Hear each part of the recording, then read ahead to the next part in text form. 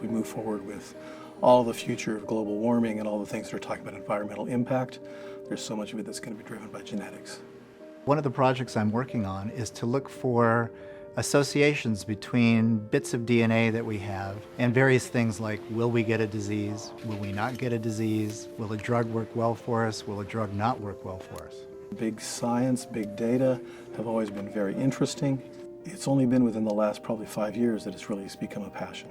When I hear big data, I think of hundreds of thousands of individuals and the DNA for those individuals comprising billions of bits of information.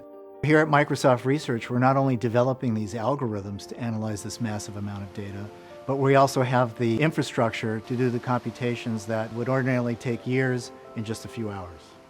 FaST-LMM is a new algorithm that we produced last year. When we run a genome association study, we have to run lots and lots and lots of comparisons. We use data from the Wellcome Trust study of the British population, which encompassed 7 diseases: bipolar disease, coronary artery disease, hypertension, Crohn's disease, rheumatoid arthritis, and type 1 and type 2 diabetes. We are running roughly 500,000 SNPs by roughly 15,000 individuals. And that's a huge matrix. So we have 62 million SNP pairs by 15,000 people we want to do the analysis on. We can then send all the information out into the cloud. We can run on 27,000 CPUs, and then we can have the results. Big computing is really where the problem that you're trying to solve is too large from the point of view of how much resources it would need, or would run for too long to run on a small number of machines. Here we have 4 HPC head nodes, which we've set up with 16,000 cores each. I'm typing in my parametric sweep job. They've shown up in the HPC scheduler, and it's now scheduling the Azure nodes. Each one of these boxes is a machine, and you'll see the wave of activity as the scheduler starts the workload going. And if we were to watch this for 24 hours, it would stay pretty much exactly the same. And at that point, we will go and grab the data and bring it back down so we can analyze it.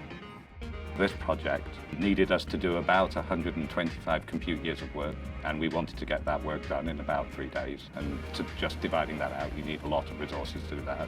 We are taking on the challenge of taking what would be traditional high-performance computing, one of the hardest workloads to move to the cloud, and moving it to the cloud. With this new huge amount of data that's coming online, we're now able to find connections between our DNA and who we are that we could never find before.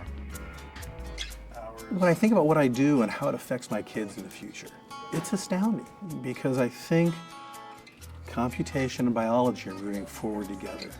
We're gathering biological data at just exponential rates. The computer is helping us understand and gather data.